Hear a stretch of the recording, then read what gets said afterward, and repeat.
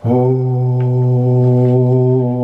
Allah, la ilaha illallah, la ilaha illallah, la ilaha illallah, la ilaha illallah.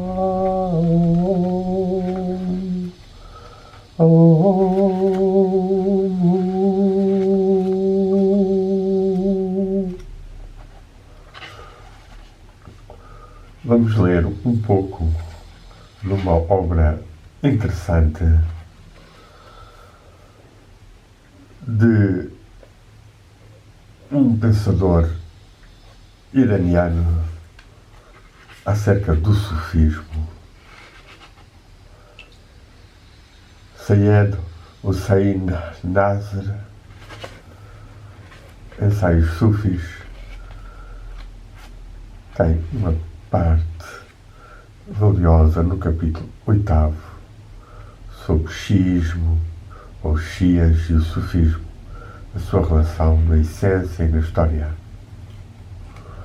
Vamos ler agora um pouco do que ele nos diz.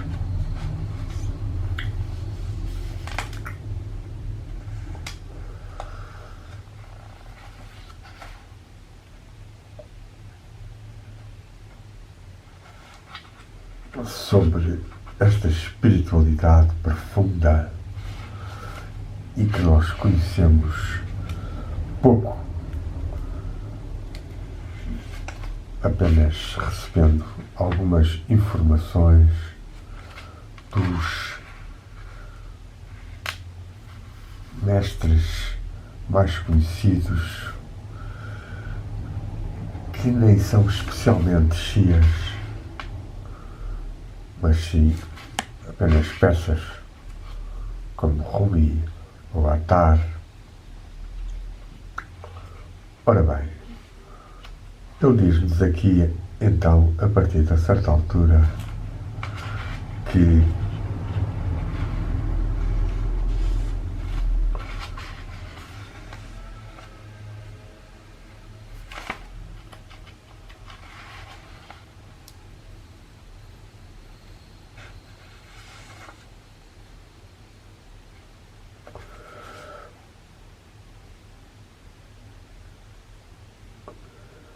de facto, tal como o sufismo, em que cada mestre está em contacto com o polo ou qutb da sua época, polo que liga os mundos, no xiismo, todas as funções espirituais em cada época estão interiormente ligadas com o imam. A ideia do imam como polo do universo e o conceito de qutb no sufismo estão muito próximos. Tal como foi afirmado por Said Haidar Amuli quando disse: o qutb e o imam são duas porções que possuem o mesmo significado e referem-se à mesma pessoa. A doutrina do homem perfeito ou universal, o famoso Al-Insan Al-Kamil, tão importante na mística sufi, exposto por Ibn Arabi, é muito similar à doutrina xiita do qutb e do imam, tal como é a doutrina do Mahdi, o último imam, que voltará, desenvolvida pelos últimos mestres sufis. Todas estas doutrinas referem-se essencialmente e, no fim, no fundo, à mesma realidade esotérica da Hakika al-Muhammadiyya, que é a verdade da luz de Mohammed, tanto presente no xiismo e no sufismo, e que doutrina formulada pelos xiitas teve influências e formulações sufis posteriores. Outra doutrina que é partilhada, mas de formas algo diferentes entre os xiitas e os sufis, é que a luz de Mohamed, Al-Nur, Al-Muhammadi e a cadeia iniciática, ou a cadeia, ou a transmissão pelas confrarias iniciáticas de Silsila, são diferentes. Ou seja, há aqui pequenas variantes que se compreendem no sentido de que cada momento histórico implica uma determinada realização condicionada pelas circunstâncias. O xiismo, os xias acreditam que há uma luz primordial que passou de profeta em profeta e do profeta do Islão aos imãs. Aqui talvez dissemos melhor de que esta luz divina primordial que está presente em todos os seres no seu mais fundo íntimo tem sido impulsionada, estimulada, despertada, iniciada pelos mestres, entre os quais alguns dos profetas da história e dos imãs.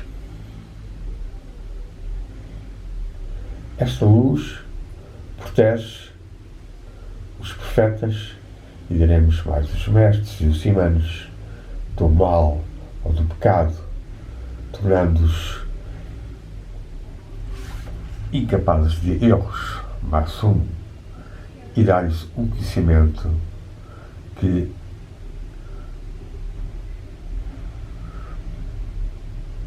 é um dos mistérios divinos. Para se ganhar esta luz, o ser humano tem que se apegar, ou para ganhar este conhecimento, tem que se agarrar a esta luz através do imã que, seguindo o profeta, age como intermediário entre Deus e a procura de conhecimento divino. Tal como no sufismo, para se ganhar acesso aos métodos que tornam a realização espiritual possível, o homem tem que se tornar ligado a um elo, a uma linhagem iniciática, a silsila, que recua até ao profeta, e pelo qual a baraka, a graça, flui desde a fonte da revelação até ao ser do iniciado.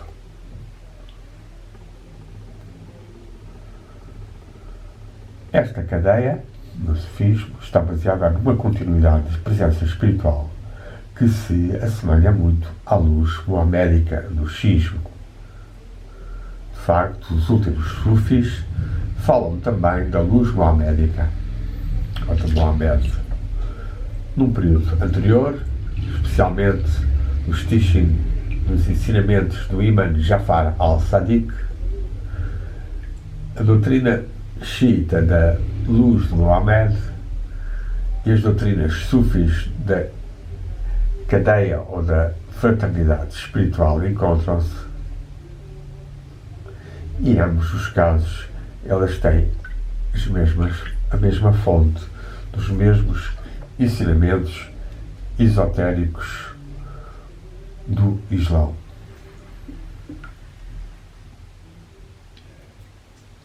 Finalmente, em comparação entre as doutrinas xiitas e sufis, devemos mencionar a tradição das estações, os maqamat, ou estados gnósticos e espirituais no caminho. Maqamat e Irfani. Irfani na gnose, no caminho espiritual, e Maqamat e as estações. Se nos virarmos para estudar a vida do profeta dos imãs, como por exemplo encontramos na compilação de Majlisi no Biar al-Anwar, descobriremos que estas descrições estão baseadas mais do que tudo sobre estados espirituais da pessoa a que dizem respeito. O objetivo da vida religiosa nos Shias é, de facto, emular ou seguir a vida do profeta e dos imãs e atingir os seus estados interiores. Apesar de, para a maioria dos Shias, isto parecer ou ficar apenas como uma possibilidade latente, os mais desenvolvidos de Khawas sempre se identificaram ou tiveram consciente disto. As estações espirituais do profeta e dos imãs levam à união com Deus, que pode ser considerada o objetivo final para o qual a piedade ou a espiritualidade xiita luta e se esforça e sobre o qual toda a estrutura espiritual do xismo está baseada. Também no sufismo, o objetivo, que é chegar a Deus, nada pode ser realizado senão através dos estados ou estações Hal, estados ou estações Makam, que ocupam uma posição proeminente nos tratados clássicos do xismo. A vida sufi está, portanto, também baseada na realização destes estados. Apesar do sufi não procurar estes estados em si mesmos, mas procurar verdadeiramente Deus na sua exaltada essência.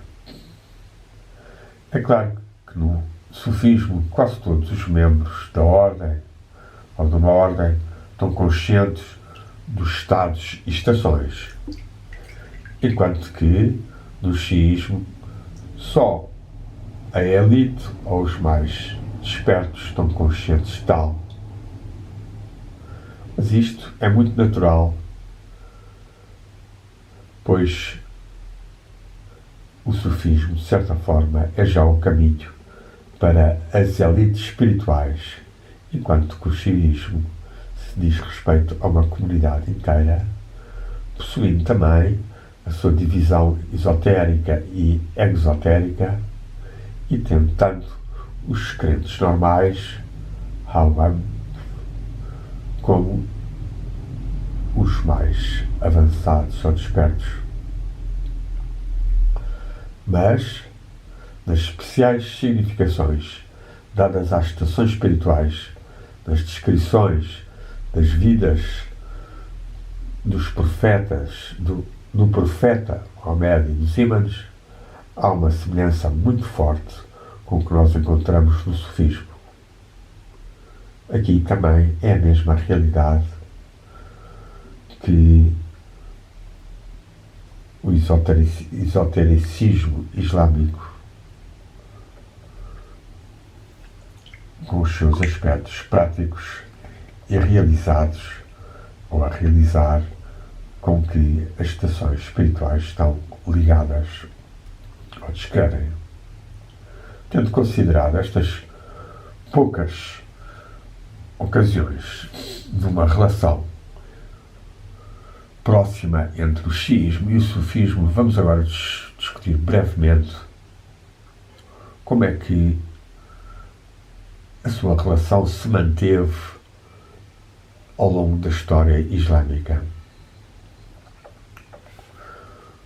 Durante a vida dos imãs, do primeiro ao oitavo, o contacto entre eles foi muito íntimo. Os escritos dos imãs contêm um tesouro de gnose islâmica. The Naj al-Baghat de Ali, uma das mais negligenciadas obras do Islão nos modernos estudos dos islâmicos ou islamicistas ocidentais, o Sahifa Sajadiyah do quarto imã Zan al-Abidin, chamados Salmos da família do Profeta, e o Usul al-Kafi do Kulaini, contendo os ditos dos imãs, fazem uma completa exposição da gnose islâmica e serviram de facto para como base de muitos comentários posteriores gnósticos e sufis, apesar do seu vocabulário técnico não ser o mesmo em todos os aspectos com o dos sufis iniciais, como Louis de Massignon mostrou muito bem, nomeadamente na sua obra Ensaio sobre as origens do léxico técnico da mística muçulmana, publicado em Paris, em 1954, e a sua obra também importante Recueil de textes inédits concernant l'histoire de la mystique en pays de l'islam, Paris, 1929. Duas obras que recomendamos muito. Aliás, as obras de Louis de Massignon e, sobretudo, Henri Corbin, e hoje em dia também de Carl Roger, são das mais valiosas aproximações à espiritualidade do Islão, do Shia, dos Sufis.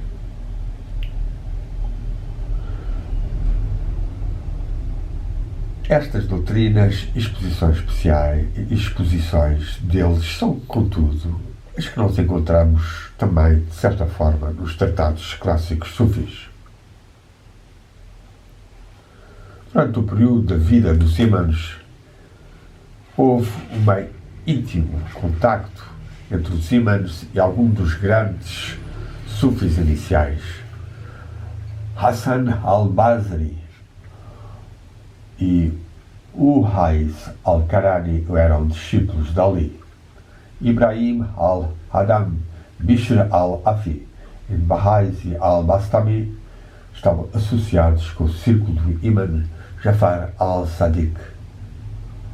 E Maruf al-Karki era um companheiro próximo do imã Rida. Mais ainda, os primeiros sufis, antes de serem chamados por este nome, eram conhecidos como os ascetas Zuad, e muitos deles estavam associados com os imãs e seguiam o seu exemplo na sua vida ascética.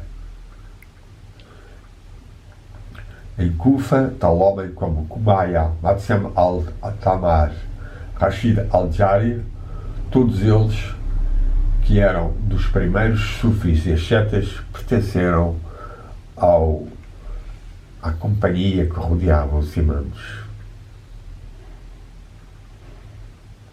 Mesmo os Ajab al-Sufa, os companheiros of the Ledge, companheiros dessa fraternidade, como Salman Abu Dar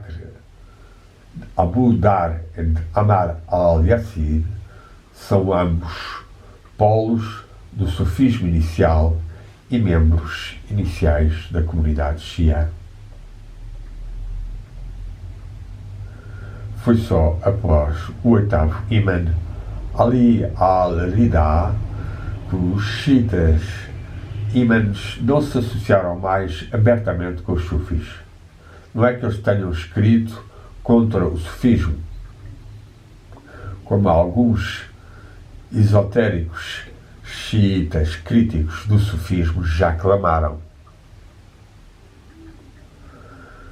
Mais porque, pelas condições especiais que aconteciam na época, eles permaneceram silenciosos nestes assuntos. Assim, o imã Rida aparece como o último laço explícito e aberto entre o sufismo e os imãs xiitas. Até ao dia de hoje, ele é de facto considerado o imã da iniciação E muitos persas que procuram um mestre espiritual e uma iniciação no sufismo vão até ao seu túmulo, ao mausoléu em Mashhad, onde eu passei numa das minhas travessias de Portugal para a Índia por terra já há muitos anos, tendo entrado e rezado. Vão para o seu túmulo em Mashhad para orar pela a sua ajuda para encontrarem um mestre. Por esta razão também, o seu papel nas ordens sufis xiitas tem sido também grande até o dia de hoje. Depois dos ímãs, xiismo e sufismo se terem tornado distintos e, de certa forma, separados de cada um, depois desta época, mas, e portanto, a partir de então, em contraste com a vida da época dos ímãs, o xiismo começou a ter um papel mais ativo politicamente que a maior parte dos sufis, pelo menos já nos IV e IX séculos.